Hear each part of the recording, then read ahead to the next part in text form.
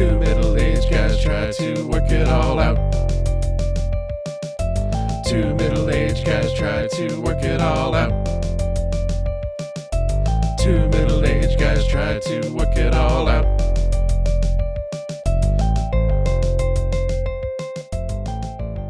Hey everyone, welcome to this episode of Two Middle-Aged Guys Trying to Work It All Out. I'm Chris, and as always, I'm here with my good friend... Dave. Dave, that's right. Good to see you, Dave. Good to see you, Chris. So we are here again in T-Max Studios, and we're talking about something that's we touch daily. I mean, it's so a part of our lives. Everybody, most people who are listening to this are going to be in the same boat that we've just, it's something that you use all the time. We're talking a spoon? Is this a spoon episode? This is not the spoon episode. Dave. Okay, no. okay. All Did right. you prep spoons? I did. Lots of notes on spoons because I do use them at most days, You're especially right. on soup Okay. day. Okay. Fair. I should have been a little bit more specific. Uh-oh. We're talking about computers. Oh, okay. Well, that's Yeah. a Okay. tool we all use. Indeed. Every single day, I'm on a computer or a smartphone or something. Don't go a day without touching one. That probably says a lot about me. But we'll see how this conversation I think that's goes. true of most people, right? I think if you really thought about it, you are interacting with a computer in some form just about every day, certainly every workday. Yep. So we're going to talk about the computers that kind of kicked us off in this adventure. We are of that generation that remembers the time before computers and that whole transition. So I thought it would be interesting to talk about some of our history there, what we experienced. How that informed our lives, because computers have changed. Oh, yeah. I mean, and the computers and then the information superhighway. I don't know if you're familiar with that. I've heard about the WWW. Uh-huh, yes, a huge deal. The kids are talking about it. A lot, right? Yeah. I think the show may be on the internet as No well, kidding. on the information superhighway. Huh. Yeah, I mean, really, right? But for folks of a certain age, we can remember before any of those things existed, but we remember seeing them come into prominence and how they started to affect lives, and it built up, and then our relationship with computers. It's been an interesting journey. It absolutely has. But before we get into real computers, Okay. there was a time, particularly I think in the 90s, and there's before that and after that to be sure, but certainly in the 90s, where you saw a lot of fake computers in movies, and movies needed a computer to do something, so they looked a certain way and acted a certain way, and they did really funny and interesting things, and you looked at it and you're like, all right, I don't know much about computers, but I do know that thing that they're clicking on, that's not real. That software, no OS looks like that, no desktop looks like that, and I just thought it'd be fun to talk about a few instances of funny, interesting, fake computers in movies and how they've aged. Yeah. So I'll start off, if you don't mind, with a big one, which is everybody's seen this movie, Jurassic Park. Yes. And there is a scene at the end when they're trying to bring up all the security systems so that they can lock doors and get telephones working and things like that, where the young girl they go into the office, and our young hero, she sees the computer. She says, "This is Unix. I know this," and then goes to the computer, and this bizarre fake interface that has never existed in Unix or anywhere after, where she's seeing these visualization files and clicking on things, and all of a sudden, because she knows Unix, the entire park comes back online. Security doors closed, phones are working. It's just so funny. It's so fake. There's also earlier in the movie with Newman, who's called Nedry in the movie, the Newman, when he's when Samuel Jackson is trying to figure out what has been stolen, what has been sabotaged by Newman's character Nedry, there's fake computer stuff, and then the famous you don't know the magic word, when he's got this weird animation of him on the computer. And it's just funny because computers did not behave that way then, nor do they behave that way now. But for some reason they thought, okay, well, let's do this, and it wasn't just Jurassic Park, but a lot of movies. Let's make it look as fake as possible. It looked fake because it had to move the story forward. They couldn't make it real because then it would never work. Maybe I've been wrong, but I've always made the assumption that it looks fake because the people making the movies had no clue about computers. And they were just like, well, it's a box and it needs to do this for the plot, so do it. That's possible because the most egregious examples are in the 90s when computers were still a bit mysterious. Right. But I also just thought it was a little bit of, the Deus Ex Machina. I believe I'm saying that right. Am I saying that right? Deus Ex Machina. Deus Ex Machina. Oh, this is the second T-Mag where Dave is Deus Ex Machina. That should be a name of a band right there. I'm just going to tell you, I mispronounce words all the time. And here's my reason. No one uses these words around me, so I only read them, so I know what they are. I don't know how to pronounce them, so it's all right. Deus ex machina. yeah, it's a Deus ex machina. It's a mechanism to move the story forward, and they don't want to show it and make it real, so they just make it clicky. And it's so funny. This is Unix. Unix is an operating system that is still used today, but not talked about really in the popular culture. That if she knew Unix, she would still not know how to click around on the Jurassic Park security. Right, exactly. It makes me laugh. I think it's fakey computer stuff. Yeah. And that is one example. I've got a few others. What do you got? So the first example I have is from the movie Hackers. Oh yeah, sure. Which is All of not. them. Yeah, it's not a great movie. I think it's Angelina Jolie's first film. Yeah, Angelina Jolie's in it. Somebody else is in it. I'm trying to think. Oh, Seth Green, is he in it? Is he in it? I want to say he is. I could be wrong. Anyway, so the fake computer in Hackers, of course, they are hackers, and they break into all of these super secure government and business things. And whenever it shows the computer that they're hacking, the code is, first of all, represented graphically, which is a trick. But secondly, it's like swirling around. Yes. Like to hack through this computer, I think he's playing Afterburner. Yeah, Like I didn't understand what was bizarre, going on. Yeah, it was Because this. hacking was not a science.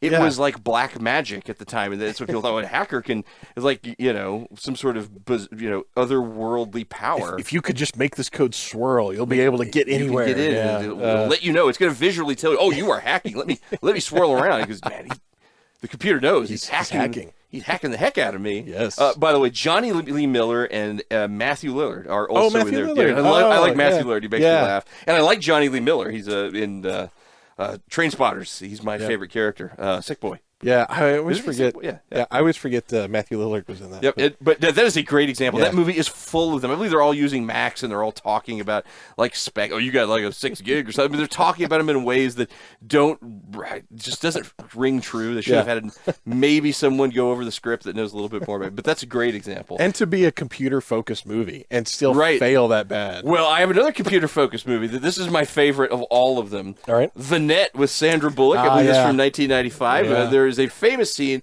She is debugging a game, and she just magically hits a Q or something, and I found the bug. You hit the letter Q. So unrealistic. But the best part is, then she turns around and orders a pizza from pizza.net, and she clicks on this bizarre interface. It's actually kind of funny because it does look a little bit like the Domino's interface we have now. But this is in 95 or 96. Yeah, somewhere around Angelina Jolie ordering a pizza from pizza.net. Sandra Bullock, right? Angelina Jolie was in the other movie. Ordering a pizza from pizza.net. It's hilarious, unrealistic at the time. You just get pizza.net in 96. And I do remember watching that scene like in the theaters and being like, "We'll never order pizza online." I know, right? It seemed. Obviously, it was. It's prescient. Did I say that right? Okay, thank goodness. I know these words. I really do. I have a decent vocabulary. I just don't speak them. No, the Net was way ahead of its time in its pizza ordering depiction of the future. So, and good for it, I say. That's right. So my last example that I'll throw out is my favorite computer example of anything, and I just love it. And I love it because, golly, they tried so hard. But it's from the first Mission Impossible movie. Oh yeah. You know what I'm going for here. Yeah. And they're getting ready to do the thing, and they brought Ving Rhames on, and he's the computer guy. And they're like, "Hey, we've got the highest level of whatever," and he's like, "You got the 686 prototypes?"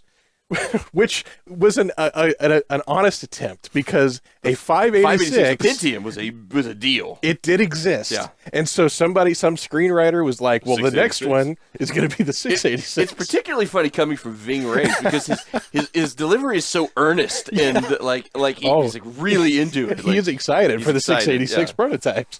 So I love the fact that a 686 never happened.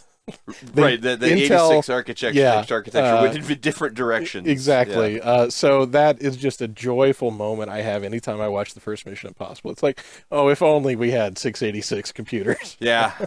There's a lot of that in Mission Impossible. It tries very hard. A lot of CD-ROMs and I believe there's diskettes in it. Yeah, maybe? totally. Yeah, the knock list is on a 3.5 if I remember right. I think so. I think so. I haven't watched that movie in a long time. Last one I'll mention is Swordfish. Yes. Which is a terrible, terrible movie. The password is Swordfish. The entire movie is what I wrote. The entire movie is bad, and the computers are ridiculous. And it was later. I think this was '99, sort of. I mean, it was getting to the point where computers had sort of gotten ingrained into the culture. In technology was coming. Almost ubiquitous, right? I mean, it was just commoditized. It was just part of your daily life.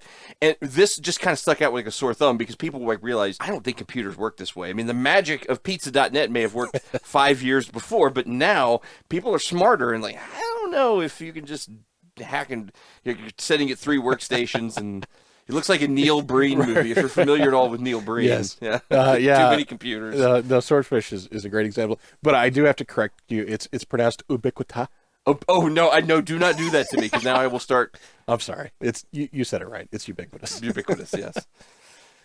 Good examples. That's great, and I love how even today you cannot count on a computer scene in a movie being an accurate representation. I'm sure we could find some modern ones that. You can find ones that do very well. Absolutely. And for what it is, The Matrix doesn't do too bad. I think that it gets credit for. It's also it does it in a way that is so you just don't see enough into it that you can't find the flaws smartly, right? And I think I don't know if they were doing this, but if they were trying to make a film that was timeless, where the technology would not feel dated, they did a good job for most of that. The phones are the thing that looks. Agreed. Yeah, but otherwise, setting it the computers and what they were doing, the way they presented it. Gosh darn it! Still looks. It does, yeah. Sharp and good for them, right? Yeah. I mean, that's just. I think the Wachowskis were really plugged into technology and understood. I mean, there's so many great examples of every bad guy ever logs into their Swiss bank account and types in their passwords, money one or evil dude or whatever, and then look, I got 18 billion. I'm waiting for the 2 billion to be transferred. Transfer it to my account. Click. Oh, that's it. That's all it takes. Wow, it's really unsafe. I can't get a new debit card without showing my birth certificate, and you just with one click sent $2 billion to somebody. I hope we got all the numbers right. Yeah, no kidding. I think Mission Impossible also does the first one. There's a scene where there's no cell service. That's right. Cell service because they're trying to train. upload the thing. Yeah, which comes from a 3.5 floppy disk, which had to be at max 1.4 megabytes. Right. And yeah, they I guess can't. in text that would not be that big of a deal. No. I mean, we're talking about a very small amount of data. Yeah. That even over a cellular connection would have gone like that. Like that. Maybe yeah. But those are fake computers. Let's talk about some real computers. Sure.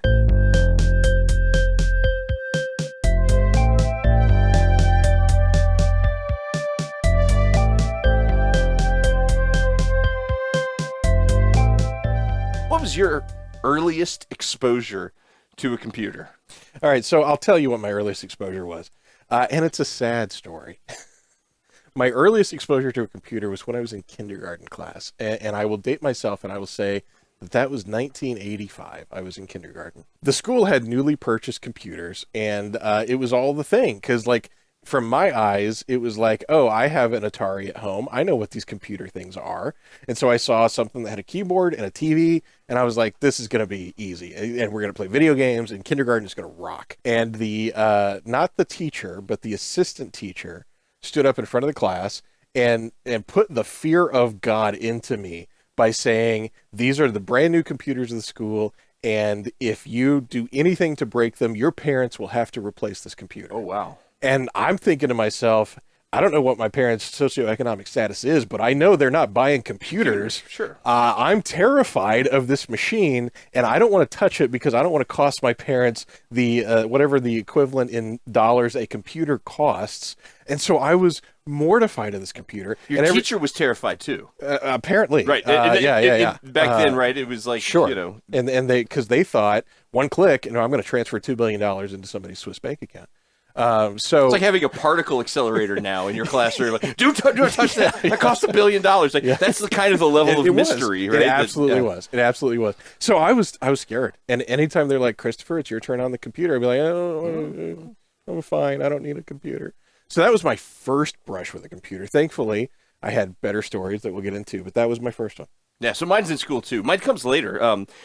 We did not have them in. I'm just a couple years older than you, but I went to a different school for a few years, and then you and I went to the same school. But until I went to your school, I didn't get any exposure to computers, and it was at school. It was in IBM's in a computer lab, quote unquote, and there was a room with a bunch of old workstations, probably, honestly, probably 086s, right? I mean, probably 8-bit computers. And I remember in computer class just waiting, just hoping to play Hot Dog Stand, and then later, Where in the World is Carmen Sandiego? Oh, that was a little bit later, but big game in school. that was big, and that was a big deal. And the thing is, we so rarely got to play those games. I always wondered if they didn't let us play Carmen Sandiego because there wasn't much content, and we were afraid we'd figure out, like, after 4 missions, it'd start repeating itself, and really, so barely got to play. But I love Hot Dog Stand. It was a simulator for a hot dog stand.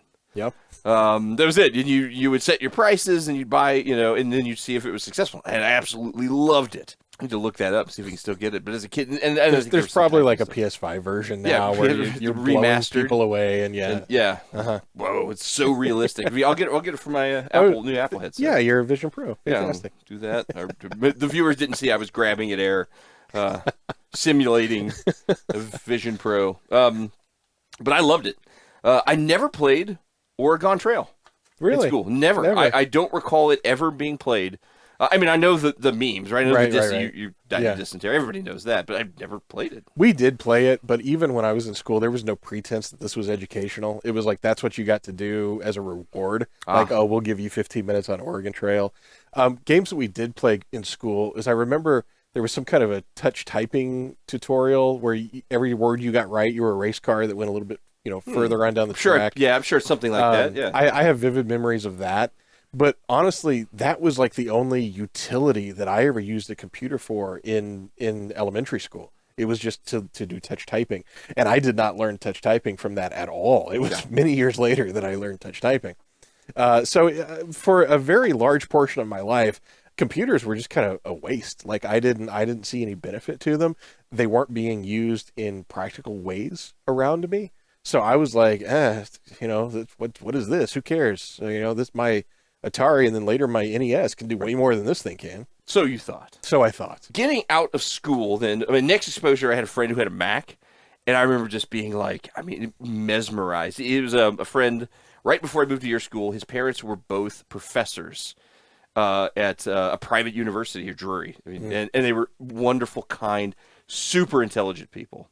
And they had a Mac, and occasionally they'd let us mess around. I remember going into the paint program and it was an early Mac. I don't remember this. We're talking 1987, so early days, right? And just draw something. Like, whoa, it was so cool. It was almost intimidating because I didn't know what all could I do. And my friend had started. Fran was his name. It's fine to say it. Started programming a little bit and learning how to do that. So I was like, wow. At that age, I had no idea. I don't like programming. What does that mean? I mean, I had literally no idea. But exposure to the Mac, and then that was the first time I had ever touched a mouse. I was like, wow, there's some potential here. It would be many years before I would get my own computer or have a friend with a computer, but I really wanted one and was interested. Yeah, I only heard stories of Macs. Yeah. And I didn't touch a Macintosh until I was in high school. So it was always just like, here's this thing, and we'll get into it here in a minute. I had IBM side of PCs that I had exposure to and used and eventually ended up owning. And then people would say, oh, well, you should have got a Mac. And I was like, okay, thanks for the advice, but that doesn't mean anything to me. So it was much later that I saw one. But now as an adult, going back and understanding the history of computers, there was nothing like a Macintosh on the market. And everything that IBM did, it was just catch up to what that was. And the history of that is so fascinating. That's a podcast unto itself. It is. But from that point, I think, you got a computer first. I did. And it was a IBM PS1. So that was released in 2001. That's not right. I wrote that down wrong. 2001. 2011 is the model number. That is not the year. That is impossible. Okay. Yeah. It is an IBM. That's when they were releasing the 686s, Chris. I mean, way beyond that. The PS1 was an 8-bit. I got a PS1. Anyway. The PS1 was 8-bit 086, right? Or was it the PS2 that was The 280s. I can't remember. So it was very confusing. So the PS1, which is model 2011, that's the model number. We paid about $1,500 for the computer. Yeah. Adjusted, that's about $3,500 today. Wow. That would have bought an Apple Vision Pro. Isn't that nuts? So the year that I got it, which I was confused, my notes confused me, was 1990. That was the year we got the computer. It was a 286 processor, 512K of RAM, ran DOS 4.0, had a 30 megabyte hard drive, a 3.5-inch floppy drive, and IBM installed DOS 4, which I mentioned was the operating system. But on top of that, they installed like a pseudo operating system that was actually stored in ROM. So it would boot really, really fast. Because it was just getting the code off of the ROM, a chip. Exactly. Yeah. And so it would boot into this weird 4-quadrant screen.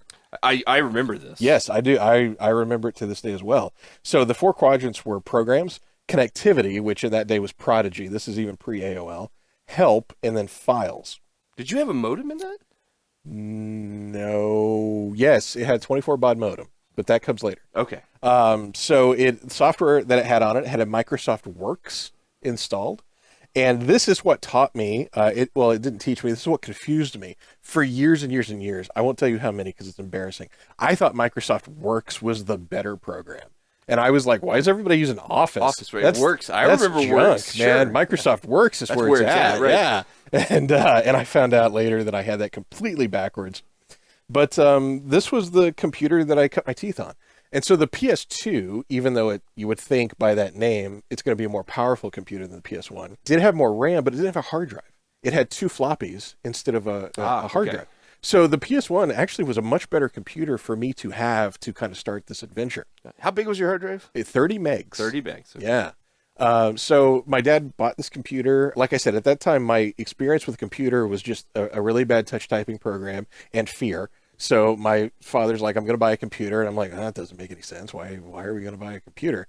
My mom probably felt the same way. But Dad wanted a computer. And I think the reason he wanted it was he would write articles for religious magazines. And I remember him having like a super high-end Smith Corona electric typewriter where it had the LCD on it, and he would type out, and he could look at the sentence, he could correct it. Exactly. Yeah, edit the line. Right, yeah. and then send it out to the page.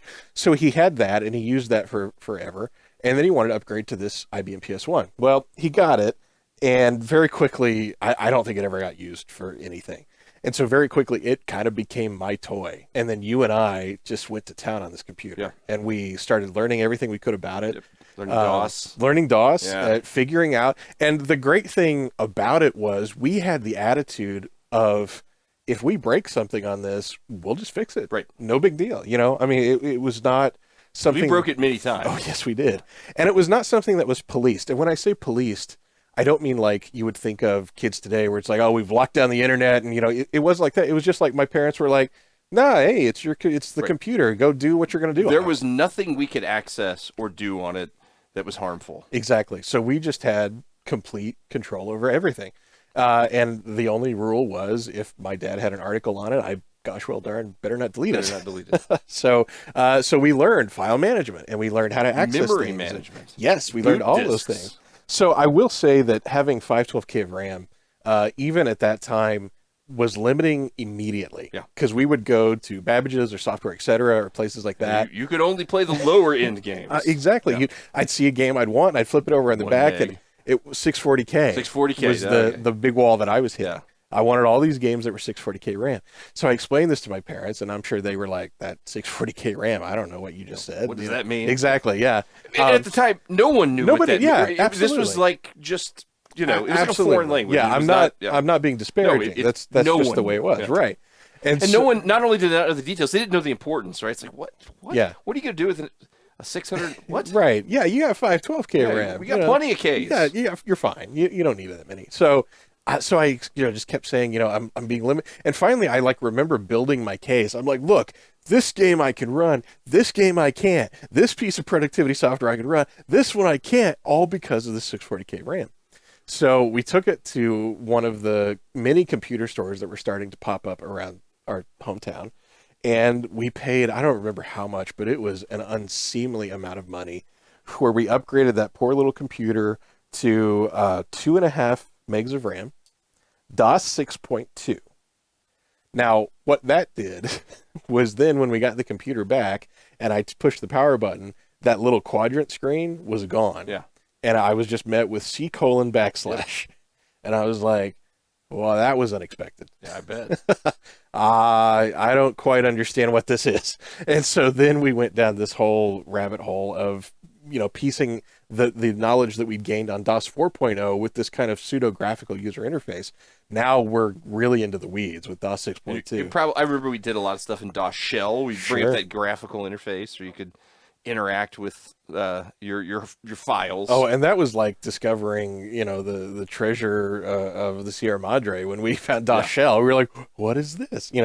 So, I mean, we had so much fun with that computer, but that upgrade got me to the point where I was able to get a lot more software. We played Wolfenstein. We played Wolfenstein. Yeah, we had to make the screen small, if you remember. Like maybe postage stamp size. In order to make it not choppy. Yeah. I remember getting sick every time we played it, too. I just could not play that game. Yeah, so Wolfenstein was one of the games I played. SimCity was a big game on that computer. I remember that. Maniac Mansion, that was the first time. Let me rephrase that. The first time I played Maniac Mansion was the NES. But that clued me into that game, and then when I saw that it was available on PC, I was like, well, that makes a lot more sense. Right, yeah, the mouse works. Yeah, so I had Maniac Mansion on that game. I played that a ton, and really, legitimately, this computer saw a lot of schoolwork use. I mean, I was the kind of kid who was always forward looking and wanting to embrace these new ways of working. So I would get a worksheet from school and I would intentionally not work on it in class, and I would bring it home and I would retype the whole worksheet into this computer with my answers, and I would print it out and I would turn it in the next day. Which at first my teacher thought that was like really cute and inventive and creative, and oh look, Chris is learning the computers, and eventually they were like, you've got to stop doing just this. put it on the paper. You're making work here for all this. I remember with that computer you had to write a play for school, and we wrote a very inappropriate play using characters from a David Lynch movie, and Johnny Cuba was the star of that. So I think inappropriate is a little harsh. The play itself was fine, but the source material, which we were inspired by, I believe we were also inspired by a story that someone told about people cutting people's Achilles tendons in parking lots. So we kind of mashed up a David Lynch and this mystery. Well, I'm not sure if you should get an A or they should have put you into counseling for that. Today it would have been counseling. I guarantee it. Back then it was an A. But I think this is the same one you're talking about, but it was Verona Peaks, because the assignment was to rewrite Romeo and Juliet. Okay. And so we did a Shakespeare David Lynch mashup, which, regardless, children of our age, knowing should enough, not have been doing that. Knowing enough to know what a David Lynch mashup was, that was a problem. Yes. But that's neither here nor there. So I mean, we had a ton of fun with this computer, and I learned so much crap on this computer. Oh yeah, yes, yeah. Just about the internal workings and stuff that is just, knowledge in the back of my head that still affects the way computers work today. And to go from that 512 beginning to that 2.5 meg end, by the time this computer was retired, I had put Windows 3.1 on it. I don't think I was supposed to. I don't think it was supposed to work, but it ran. Yeah, it was a 16-bit processor with 2 megs of RAM. I remember when we did that, when you did that, and it sort of run. Yeah, right. I mean, it was at the very low end of the 3.1 specs. And then 3.11. And then the other thing I did, which was absolutely a mistake, is I used a program called Double Space, because I was told that double space would give me more hard drive space. Yep. And what I heard was like magic. It was like, it'll bequeath you more hard drive space. And so I was like, well, we're doing this. And what I did not understand was it was compressing the data on the hard drive. So for all intents and purposes, it did take a 30 meg drive to a 40 meg drive, but man, did that impact performance. It slowed it way down. Yeah. Painfully so. Yep. Oh, I remember, doing disk cleans and all that, and just defrag this and try to get we do everything we could to make it perform better. We would write our own autoexec bats for games. Yep. So we load stuff into high memory, and exactly. Memory management was a thing, right? Like, don't start these processes because I need that space for my X-wing game, and it started in a certain order so that it would go into the appropriate place in memory, because there were some games that could only run in certain parts of memory, so you had to leave that free. Very complicated stuff that we figured out. That it informed. I mean, I don't use that stuff today because it's not, It's not a thing. But that sort of thought, Yes. right? That the hardware is, you think about it abstractly. You've got your memory. It's like Yes. a desk, and you put things in the desk in a certain order, and you can optimize. That sort of abstract way of thinking about it led me to a career in software and technology. Yeah, absolutely. And it led me that direction. You know, I kind of veered a little bit into more of a marketing kind of situation, but absolutely these core understandings of computers that I learned back then just because I had access to it and was able to just peck around and do whatever I wanted to with it. I mean, that is why I'm here today. It's why I'm successful in today's world. It's driven by computers, you know. And what was really interesting to me is having kids of my own and watching them grow up with Chromebooks in the school system. The first time I set my son down at a Windows operating system, he was just lost. He had no clue what was going on. I never even thought about that because to me it's so second nature. Right. But to him it was a completely new experience. And so it was just interesting that I really count us lucky at being born when we were, because we got to grow up with that. Right. And I don't think I'm the kind of human being that if you would just been like, here's a computer, learn everything there is to learn about it in a classroom. I don't think I'm that kind of person. But the fact that it was sitting there on my desk, and eventually my parents were so done with the computer that it moved into my room. I remember that. You know, and so it was there. It's what I did. It was my hobby. It was like, I want to play this game. Just pushing start did not work. Nope. So now I got to figure this out. That was the incentive, Yeah. right? The incentive to learn. You wanted to play games. Yeah, that's my entire life in a nutshell right there. Now, it's interesting because at that same time, I also got my first sort of computer. It was not an IBM. It was not a Mac. It was a Brother word processor. And this was my mom's idea. Well, take a step towards computers, and we didn't have much money, so we bought a word processor at Walmart. It was a couple $100. It was one of those that if folks are like, "Oh, Brother word processor, what is it?" You can Google it, but basically, it's a tiny monitor with a printer built in and a keyboard, and it had programs. It had it's a word processor primarily. It had word processing, but it also, I think, it had a basic spreadsheet type function, and it would play some games. I remember playing Tetris on this word processor. I remember playing Snake. There was a couple other games that I found, like just out of luck, you'd find in like an office store, like, here's some Brother software. Oh my gosh, Brother software. Of course, it was 90 cents because the market for that, even when I got it, I was at the tail end of that. What I learned with that is, well, first of all, I learned a lot of printer ribbon maintenance and how to make a printer ribbon last. Take it out, spray WD-40 on it. Was it dot matrix? I don't know if it was. I was thinking about that. Was it dot matrix or was it the dies? I'm not sure the appropriate mechanical typewriter type function. Yeah. I'm thinking it was the typewriter. Yeah. Okay. I mean, because it didn't do. I don't think it was a dot matrix. I really don't. They did sell dot matrix word processors, but I think I got you were a on little bit down market from that. Yeah. But yeah, I learned printer ribbon maintenance. You go and you spray WD-40 in your printer ribbon. It kind of gives it more life. And I typed. I mean, I learned how to type. I was, and I'm still sort of a good typer. I'm fast. With my neck issues, I've got numbness in some fingers, so I have to type. I really only have like 3 fingers that really type, but I'm still really fast. Right? Still 60 or 70 words a minute. Fast enough, right? I mean, but I learned to type blazing fast. And I also found a love of writing, like writing stupid things, short stories, essays. And I just used it. I would write letters, do my correspondence. Letters to celebrities. No, I actually did. I wrote a letter to my favorite baseball player, George Brett, on that typewriter, and he sent me back some autographed stuff. Yeah, I remember that. Unfortunately, I lost it, but I love George Brett, and I love the Kansas City Royals, and I used that to write it. I did write a letter to Mark Hamill, and I got nothing back. That's probably because it was lost in the mail. I mean, probably. Hamill's a good guy. Yeah. Oh, it never got to him. Yeah, right? exactly. Yeah. One of his handlers was like, "No, nope, not gonna sign this Star Wars card, kid." It was Harrison Ford that stopped it. Yeah, no way, kid. But so that was my first computer. I really wanted a real computer, but I got that. I learned to type. I learned to look for Brother software anywhere you could find it. Occasionally, you'd find a disk because it had a disk drive. It was not a normal. I mean, it was a disk. It was a normal 3.5 disc, but it had a certain format to it that made it. Right. It wrote it. It wasn't just it wrote it physically in a way that made it so you couldn't just pop it into a regular one because the density was the way it wrote it was on a lower density, so it made it so the other computers couldn't read it. So I lost all of my writings.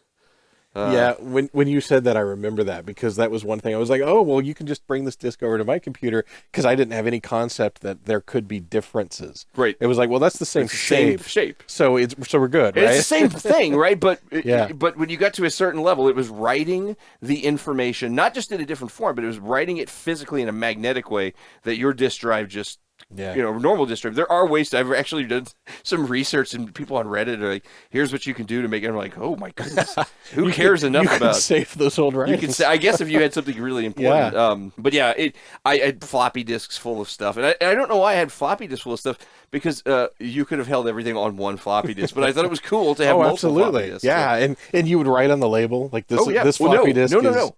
I would print the labels. Of course, you I would. would. I had the labels. I got it, and Yes. so I'd print on there, and Yeah. I could have nice. Yeah, so I printed on. them. You're absolutely right. Forgive That me. was fun. Yeah. That was part of the magic, right? I didn't have a computer. I had a word processor. I had to. I made my own fun. What's hilarious is I remember when you got that word processor, and I went home to my parents, and I was like, I've just seen the coolest thing ever. David got a word processor, and now I need to have a word processor. And my parents were like, pretty sure the computer can handle that. Honestly, your dad would have probably been really happy with the word processor. It probably would have been like, "Whoa, this is it, simple." And Yeah, in turn it hindsight, on and get my yeah, stuff. that's probably what he wanted, and he just overbought the computer. Right. But man, he was setting me up for success Right. with that purchase. So thank you, Dad. Then I got a real PC. And so I love no shade on the word processor. Glad I had it. But then I did get a real PC. I got mine a few years after years. I'm thinking 93 is when I finally got my first PC. 486 SX. It was an AST. It was purchased at Radio Shack. I think it was $1,400. And my parents did a payment plan, and I paid them back. I earned some money, and it was like $100 a month. It was an interest-free thing that they had at Christmas. So it was $50 a month. We did a 2-year thing. You were making some bank back then. Well, my parents set me up for success, but let's get into debt to buy this thing you want. That's always a good move. I loved that computer. It was 4 megs of RAM. It did come with Windows 3.1.1 for work groups, but then when 95 came out, I upgraded it to 95. But I hacked that thing, right, and installed every game. But 4 megs of RAM, I could play just about everything that was out. Yeah. And software-wise, did the upgrade to 95. I mean, I did optimizations. I got all the books, right, and learned about memory management, and took the knowledge that we had from yours and moved it in. This was a 32-bit system, so it could access more than that 2.5 gig. There was a hard 2.5 gig limit, I think, on 16-bit systems. I can't remember the exact threshold, but there's a reason why you had only that much. And so the 32-bit, you could go up to, I think it was 16 gig? Yeah, I want to say. Something like that. I think that was 16 meg, not 16 16 meg. Oh my god, I know, right? Now we're talking gigs. 16 meg, I think, was the hard limit. May have been 32, but at any rate, I love that, and I did a ton of hardware stuff. I would buy any clearance hardware, or trade things for old hardware. I got a used 2X CD-ROM, fast enough to play Rebel Assault. Yeah. That was all I cared about.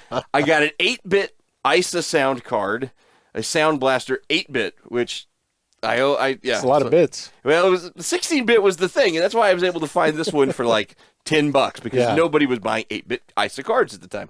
I had an 8-bit slot. I tossed it in there, and I had sound. And hooked the CD-ROM to it. I could play CDs on my computer and get speakers. I put a modem in. I put a couple different modems, and I upgraded. I started with 2400, moved up to 14.4. That's how we were able to get onto the internet, into the BBSs that we called. The internet was great because you could hook up to Orion. You got an email address, and no one would email you or even know what that meant. But it was cool to have one. Absolutely. In 93, 94, to be part of that early on. But I love that. I mean, I love that computer. I learned so much. But I remember the games that we played during that period when you had, because I think you got a Pentium shortly thereafter. I won't steal your thunder, but during that period we played a ton of games. I got a few that I noted that were so much fun. Flashback. Yes. And Out of This World. Yes. Very similar sort of games with that similar sort of mocap type animated. Yeah, made by the same people. Made by the same people, right? Kind of Prince of Persia-y, but way, way better. I mean, I think Prince of Persia is not fun. I think it was great for its time, but not enjoyable. But those games were very enjoyable. And then, of course, X-Wing and TIE Fighter came in, and those were huge deals.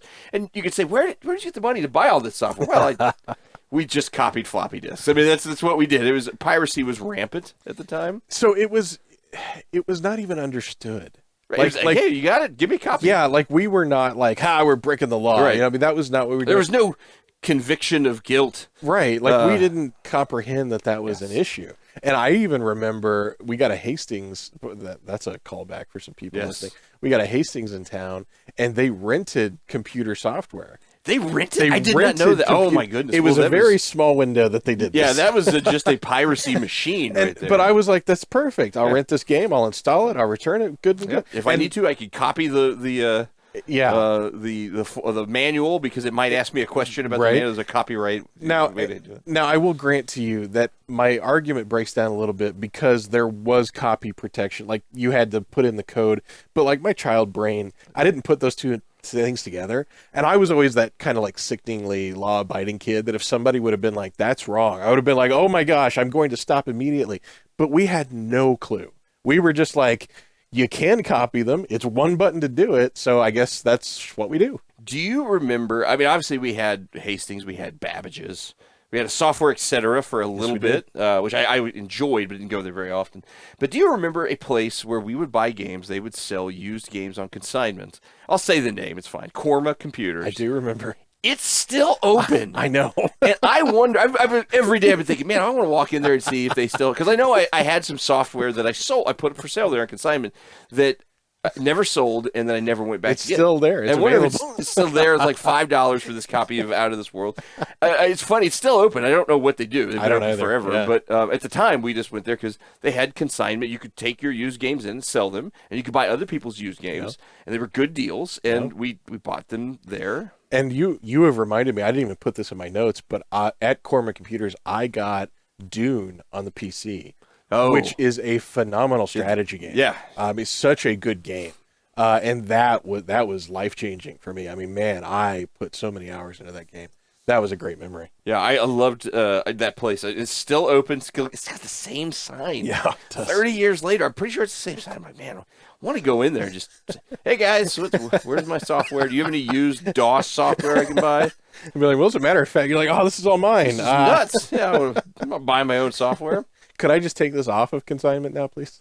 Yeah, I learned a ton with that computer, and I also learned on the hardware side and got very interested in, here's how you upgrade. Because at the time, you just didn't plug a card in. You had to go in. There was jumper settings. There was interrupt settings. You had to configure things. There were, the concept of drivers was starting to come into play, particularly when you had Windows 3, particularly Windows 95. I mean, drivers very important because you weren't loading them at the boot up. Yep. You were loading them in Windows, and boy, it got complicated. Oh man, and that was one of those things. Yeah, that was one of those things where I would beg and beg and beg for a piece of hardware, and then get it home and slap it into the computer and turn it on, and nothing. Right. And it wasn't like, well, I can't tell my parents that this doesn't work. Yeah. So I got to get in there and I got to figure it out. You start to why mess it doesn't with the work. Jumpers. What's your interrupts? Yeah. And that was. I mean, the interrupts were a huge thing, right? You had to make sure you were on a free interrupt and you weren't sharing because that was usually what made the hardware not work. There was other things, right? Oh, yeah. But, power to the card sometimes it had to have, depending on what kind of card. Oh man, it was complicated. And today, by the way, I still think video cards are overcomplicated today too, with the different kinds and the cooling. I think. Well, sure. But then it was different, right? And you're right. You would put the card in, and then nothing would work. And it wouldn't just be that the card didn't work. Right. Nothing would work. What have I done? But there was this kind of innocent, like, well, this isn't a problem right, attitude, we can fix this. Right? You know, like today, if I sit down at my desk and I push the power button on my computer and nothing happens, I panic. I'm like, my gosh, I'm going to have to buy a new computer. Yeah, exactly. But back then, I pushed the power button, nothing happened. Be like, well, let's get in here and let's find out why. Yep. And I miss that feeling and that attitude that I used to have back then. I have lost it. Life has beaten me down too much. I don't have that anymore. But I do remember the innocence of it not working, and I will figure it out. Mm-hmm. And I remember I figured out. I feel like I don't recall a piece of hardware that I could not figure out. Do you have anything else to say about your? I don't. I mean, I have that computer. I have extremely fond memories of. I remember you having that computer and for a while, like we always would kind of just hop over each other. A couple of years. Yeah. So like for a while, that was the computer, and it was like, I got to go over to Dave's to play this game. But then it was the computer. But then we got a Packard Bell. Yes, Packard Bell. Name you don't hear much anymore. No, it sure is not. Now, I tried to come up with exactly what model this was that we got. It's impossible to figure out. That Packard Bell made so many different so much machines. stuff. Yeah, Yes. it's there's that is like a true piece of history that nobody has recorded. So I don't know what this was. I don't even remember the specs, except I remember it had a 14.4 baud modem. It was a Pentium. Oh, yes, it was a Pentium. You're right about that. You were in the Pentium age. I You were was. almost at 686. You were at prototype, 586. Yeah, I was. And I had a CD-ROM. I do remember that. Yep. But like, I don't remember RAM. I don't remember storage, anything like that. But it was, it was a brand new off-the-shelf at Best Buy computer, and it was top of the line for what you could get there.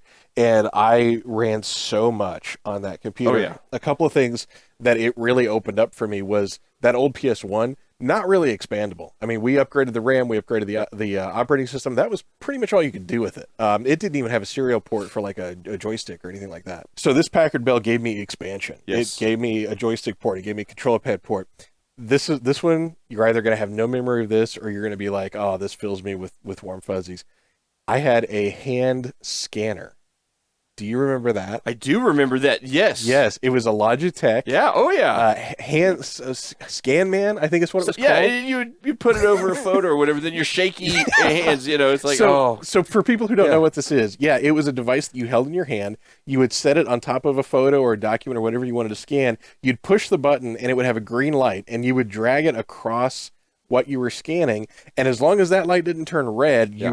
you were doing a good job. And then whatever you scanned would look like a Munch painting. It'd be all distorted. You have to go back and do it a couple times to get it right. But Because I'm like eventually- Katharine Hepburn. My hands shake so bad I can't get it right. But we did so much crap with that scanner. Oh yeah, I remember scanning the Clockwork Orange CD soundtrack, and then using it as the wallpaper in Yes, Windows. yes. But because it ate up memory because it was super high risk, so it made our computers perform badly. Yes. Yeah. Also, do you remember taking all of our VHS movies, scanning the cover, and then using whatever rudimentary photo editing software it had to put our faces on the movie posters? Do you remember doing I don't that? remember doing Oh, that. yeah. I cannot believe we were that ahead of our time. We were so ahead of our time. Yeah. I'm not kidding. We were doing this, and I remember just like the best one we Oh, ever I do did. remember. Now I remember because I remember us looking for pictures that had the right angles. Yes. And having to get pictures. This is like we didn't have go check out your phone. We were actually going through Yes. photographs that we would hand scan. I do remember this now. Yeah. Oh, and my the goodness. best one we ever did was we put your face on the poster of Speed, and I'm not touting my own graphical capabilities here. That was flawless. Oh. Like it looked like you were in Speed. And I wish we and- still had that. Oh golly, Maybe so it's do on I. a 3.5 disc somewhere in a landfill. But that hand scanner opened up so it much. did. It did. It was tough to. I mean, I struggled. Oh sure. Yeah. It was very difficult. And then when the idea of a flatbed scanner came around, I was like, "What? I don't have to drag it across." Those were so expensive for a while. Oh, absolutely. But the fact that I had that as a tool, I mean, I could do so much with this computer that I was just completely out of reach before that, this existed. And that's So- to get nerdy, but on that computer, you talked about the expandability. That model of an age of computer was called the Socket 7. They were super upgradable. It probably had RAM soldered on the board, but it had RAM slots that you could, but you had to make sure you bought the right kind of RAM with the right kind of speed and error correction. I mean, it was not a little bit more complicated. Right. It wasn't plug and play. But it was very upgradable. Yeah. That you were in a particular and peculiar age with that computer where you could upgrade it and make it work for years. Of course, being a Packard Bell, it would eat itself with the acid and the solder Right, before yeah. it. That was a problem. Yeah, but man, I'll tell you another because I'm really fascinated with like old multimedia, like how we got from like the VHS to DVD, like that span of history fascinates me. So one of the things I vividly remember with this computer is they had the Beatles movie A Hard Day's Night on QuickTime, and they sold that as a CD. Oh, I do remember that. Yeah, and I got it not because like at that time I was too young and dumb, and I didn't think I was a Beatles fan, like I didn't understand. But I was like, I want this movie because it's on a CD. On a CD, yep.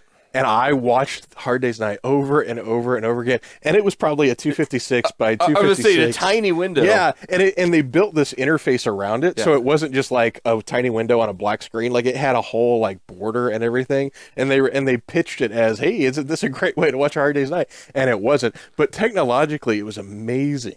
And I watched That was the ton of early. that. You're right. The early multimedia days. They did some interesting stuff. They really Glorious did. QuickTime. I remember that for many years, and of course, at a certain point, QuickTime died and people stopped talking about it. But man, that was fun. There was, Yeah. there was multimedia stuff. I always wanted the Mystery Science Theater multimedia game.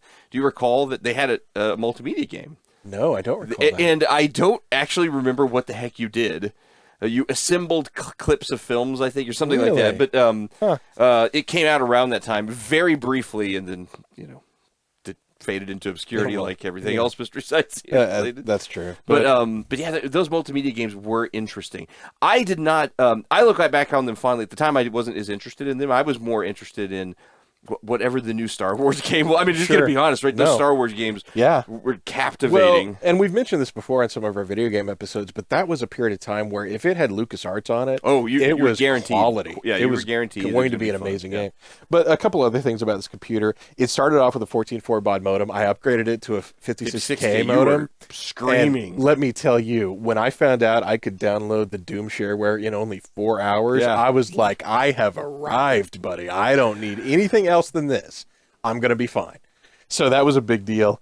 Some of the games I played on Doom, of course, Seventh Guest, Yeah. which is not a great game, but visually impressive, especially for the time. Rebel Assault, we've talked about everything LucasArts we've talked about. And it was a great companion to console gaming because at that time in history, computers and consoles were as far apart. Different experiences. Yeah, I mean, completely. Yep. Like anybody who is into video games now, it virtually doesn't matter what you buy. Right. Like everything is on and everything. now with virtual cloud gaming, Right. The platform doesn't matter. The No, game no. works Absolutely. and the experience is pretty darn similar Yeah. regardless of the platform. But back then, you were a PC gamer or you were a console gamer, Yep. and I was one of the rare people who was fortunate enough to have access to both and appreciated both for very different reasons. So the computer, I mean, was fantastic to have with me. Again, this computer was in my bedroom. Back then, there was absolutely nothing I could do with a computer to get in trouble, so my parents weren't concerned about that. But I had unfettered access to it, and so when school wasn't going on, I was on that computer from the time I woke up till 2, 3 o'clock the next morning, just doing things Right. and just learning and playing. And another thing I did on that computer, which, Dave, in my life, I have been this close to fame and fortune, and I've just blown it every single time. I invented Photoshop with that hand scanner. Yeah. And then the other thing I did with this computer, because like yours, it had a sound card. I thought, well, I listened to my father's LP collection on this old record player in my bedroom, and boy, isn't it a hassle to get up and flip that record? You and put the digitized needle them. down. I ran a cable out of that stereo into my sound card. I remember that. and I recorded WAV files of Yep. those albums, and my hard drive was Full. I could basically have one record on my hard drive at a time, and I'd have to delete it and I'd have to load it. I was this close to inventing Napster, Dave. I could have done it. You just needed MP3. I needed compression. That's all that I was missing. But just being able to do something inventive like that with a computer, to sit there and be like, "Hey, wait a second, I know what that port is. Right. Will this work? Can I? And- Right. And we go to Radio Shack and Yeah. I'm gonna get an adapter so that I can take my 2 RCA's males Right. out from the record player, even though it's probably going to sound weird because the record players do have a different amplification than most other things, but that's okay. I'm going to put it into a stereo, Yeah. 3.5, right? Or no, 3.5. Yeah, it was 3.5. Yeah. Single, and then all of a sudden, magic, And it worked. I can move stuff over. And again, like the amplification and Sure. and all that kind of stuff, it didn't quite match up. But fine. I hit play on one, I hit record on the other, and it worked. And that was such a And Metallica sued you right away. I was like, I don't even know I what, don't even know what a Metallica is. but just that era of discovery, like there is nothing in life that comes close to that for me anymore. And it was just magic that we had these tools and the opportunity, and it just kind of all came to fruition at that perfect moment for me. And I had a blast with it. That was great. It was amazing. That period right there, I had the 486, 32-bit. You had the Pentium, which is the king of 32-bit, and we were able to run similar software. Yep. Although yours ran much faster than mine. I know I had a 2x CD-ROM, and you had a faster one. It was I don't probably remember. 8. Yeah, I mean, Yeah. at the time, I'm thinking 8. It could have been mid-16. I mean, that progressed really rapidly to the point where they stopped even saying what the speed of the drive is because it didn't matter, right? It was fast enough that you would not, your drive was no longer the bottleneck. And I remember someone at school telling me that a 16x CD-ROM drive would spin so fast that it would shatter the CD, so I had to be careful with it. It would fly out. Yeah, I was like, I don't like think the Predator's weapon or something. I come in peace. That's the movie with Dolph Lundgren where the guy shoots CDs out of his hand. I come in peace. Yeah. Save that one for the Dolph Lundgren episode. Oh yeah. So computers were like magic, right? They did not know. But the thing is, we were learning, right? And that's the cool thing about this. And I'm sure other people have got to have had this experience at the time. We were deciding that it wasn't magic, that you could manage this and that you could accomplish things and you could have an outcome, whether that be 700 megs of the Beatles or whatever, Johnny Cash, or running a game that maybe you were below specs on, but you figured out a way to trick things and get it to run. It wasn't perfect, but hey, you beat the system, right? We learned how to use it. And how to make it, we learned how to make it our own in a way. Yeah, we did. And it was so much fun. And I'll fast forward in the story a little bit. The first job I had out of college was fixing computers. I did not go to college for computers. Yeah. That was all learned based on what I'm talking about exactly. here. And I picked up those skills and I walked in there and they were like, "Can you fix a Windows 95 machine?" I was like, "Of course I can." Yeah. Sure. Nothing to it. Yeah, pretty easy. So this is where things changed for me because I got a job with computers. And my first job, I was an IBM operator, third shift, and IBM mainframe operator. So all of my PC knowledge, toss that out the door. You got to learn JCL, Job Control Language. That's what JCL stands for. I did tape changing and mostly, so I did that for like an hour, the JCL and tapes. Most of my day was dealing with printers and prints and like getting inside of these massive printers that were the size of like a large kitchen table. I mean, they were huge, massive printers, and there was 4 of them in this computer room, and they were constantly needing maintenance, and that was my job, like crawling inside of them, changing toner, making sure that the toners were properly lubricated. It was a lot of work, and I came home filthy every day and managing prints. And because I'm clumsy, I was constantly dropping stacks of prints, and I was a nightmare at that job. I did it for about 9 months before I said, okay, guys, I'm not very good at this, but I have some other skills. And I can talk to people, and I can troubleshoot software. So I moved over to a help desk job where I started to do support, right? My training was the computers that I owned before. Right. And the books I read, because I read books. I would go get books at the library. I'd go wherever, right? Go to the bookstore and read the section. Like, okay, now I got it, and go home and do it. I read a ton of books. Yeah. But I will say that changed my relationship with computers because all of a sudden, the thing that I liked to do for fun was the thing that I did for work. And when I got home, I was a little less interested in hanging out with my computer. Now, the internet age was upon us, so things were changing rapidly. We could get graphical, right? And, you could start surfing the web, right? And I know I'd say that as a joke, but that was really what we were doing. For the first time, we were on the internet and it was interacting graphically and seeing these first-generation websites and the start of e-commerce. I mean, you and I were actually dealing with someone who had some very forward-thinking ideas about e-commerce. Oh, yeah, that's right. And he was someone who was selling Star Wars stuff, which is to say, and he wanted help with a website, and we talked to him about we got some stuff from him, but we ultimately didn't partner because you and I could not build an e-commerce website. We could do a nice front-end, decent-looking website, but when it came to e-commerce shopping cart, it was beyond our skills. And at the time, it took a lot of skill to do that, processing credit cards. I mean, that was way complicated. Now it's very easy. Squarespace can do it. Speaking of our sponsor today, Squarespace. No, I'm kidding. I was gonna do a meal kit thing. I don't have the energy. I'm way more interested in this topic than a joke about a meal kit. But it changed my relationship with computers because now I really truly saw them as a tool. And once I kind of got over the excitement of the internet, and the internet was available at work, and then I started using the internet for work, and the internet became a conduit for transferring information securely.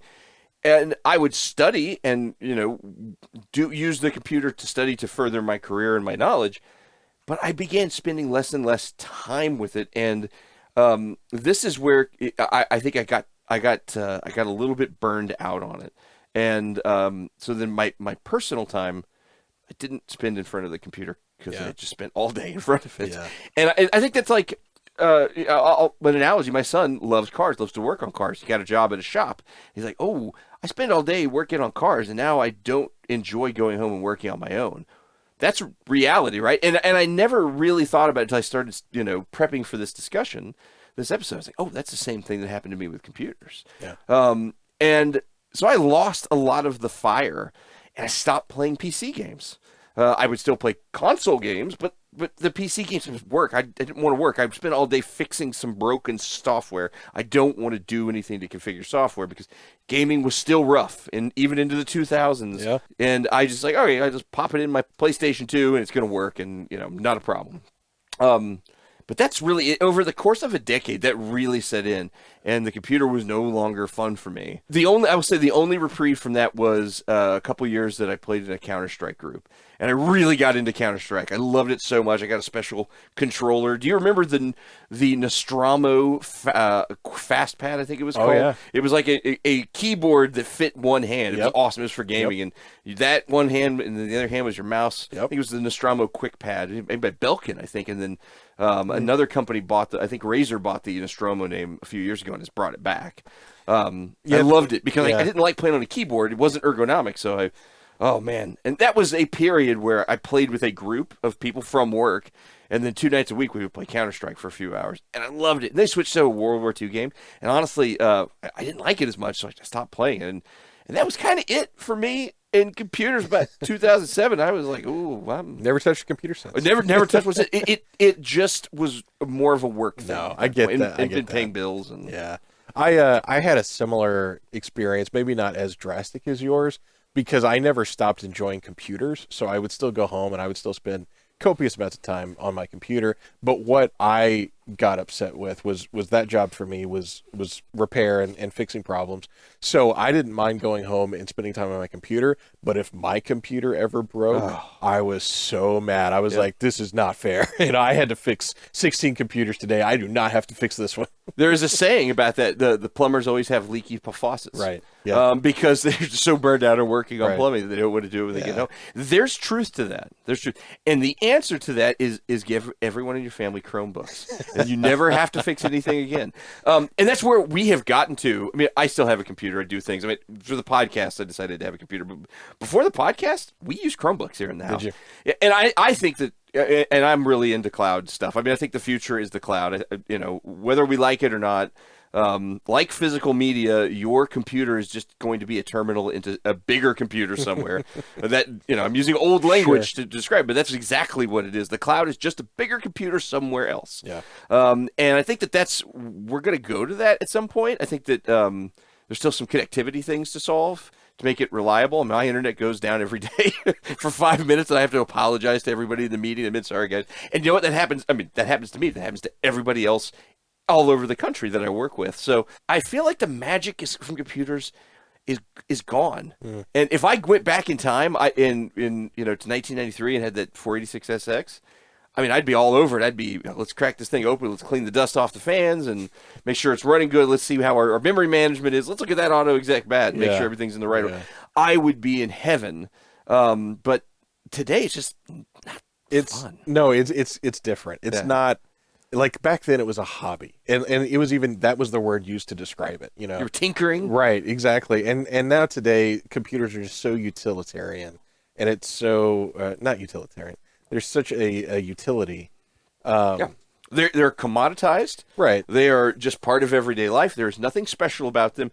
You buy the $200 one, you buy the $1,000 one, and unless you're a gamer, you will not know the difference. Yeah, that's absolutely true. And I do still have, a pretty tricked out gaming PC because that's your thing. That's you love my thing, it, right? Right? That's awesome. So I'm into that. My son is very big into PC gaming, but he does not own a gaming PC. He has a Steam Deck, and that does everything he wants it to do. And I even the future. I even kind of Telling poke you. him a little bit. I'm like, hey, don't you want to buy, super cool, PC with RGB lights? And he's like, whatever, Dad. You Yeah. know, he's not into The it. RGB. My son for a while he does have a gaming laptop, but for a while he had that, and I don't get the RGB lights thing. I don't want lights distract me. I want darkness, or I'm the same way, but it's the cool thing, it's right? the thing they all do, right? And then they're all into cooling, which is, to me, the cooling stuff gets stressful because heat-related problems. Back in the day, right, heat-related problem killed your computer, Oh, yeah, right? yeah. So, but now you can overclock and all that, and these massive these video cards are like more powerful than all the computers we ever touched ever times a billion, right? Yeah, I mean, they're so incredibly powerful. They generate so much heat. I remember my son's last gaming PC. His bedroom was like 10 degrees warmer than any room in the house. And it was because of the stupid PC running, and I say stupid, but that's not fun. That's stressful. Heat management is a stressful activity, and if you and I had to do that in '93, I don't think we would have been having as much fun, because if you get heat management wrong, things melt, and then you're done. And if you had a Packard Bell, it could very well burn down your house. My Packard Bell, Acid on your face, right? Or like Harvey Dent, acid comes on you. It was so different back then. It was.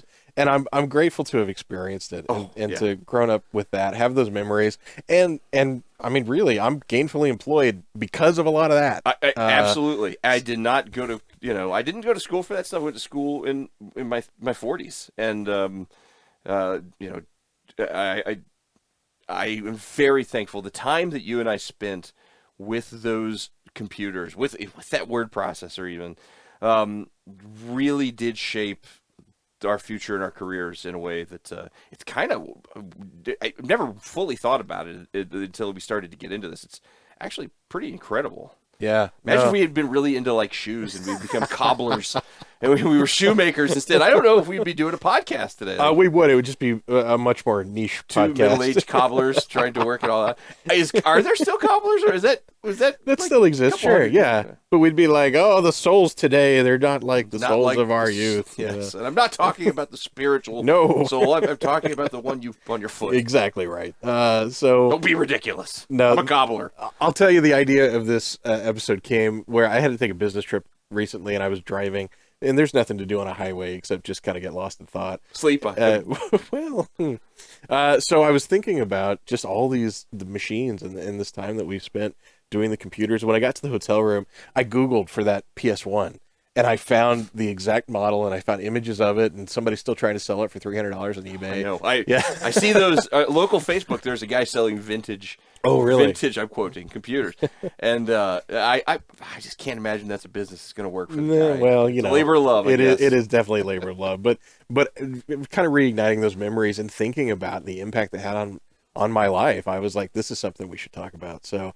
like most of our episodes, I think it's come to the conclusion of it was better in the old days and the future sucks. Well, boy, that's not what I want to leave the that's listener not. with. Oh, that's not where you came. Okay, well, what did you learn? I will say that it was a very unique time when the information, the computer age, it became accessible to a couple of young teenage kids from low socioeconomic status. Yeah. It was a unique time that now all that stuff is available to anybody, which is great, which is the way it should be, right? I want it fully democratized, everybody have access to everything. But at that time, it was unique, and it was in a place where you could grow and you could learn, and you could pick up a book and learn how to do things. And it was like an apprentice carpenter who's learning how to do something, reading books, watching, the person they made, and then all of a sudden they become a craftsman. And in a way, we kind of became computer craftsmen. I know it sounds silly, but if you truly looked at it and looked at how it in that time period influenced our careers, it was incredibly impactful. Oh, absolutely. Yeah. No, I'm with you with that analogy. Computercraftsman.com. Go check it out.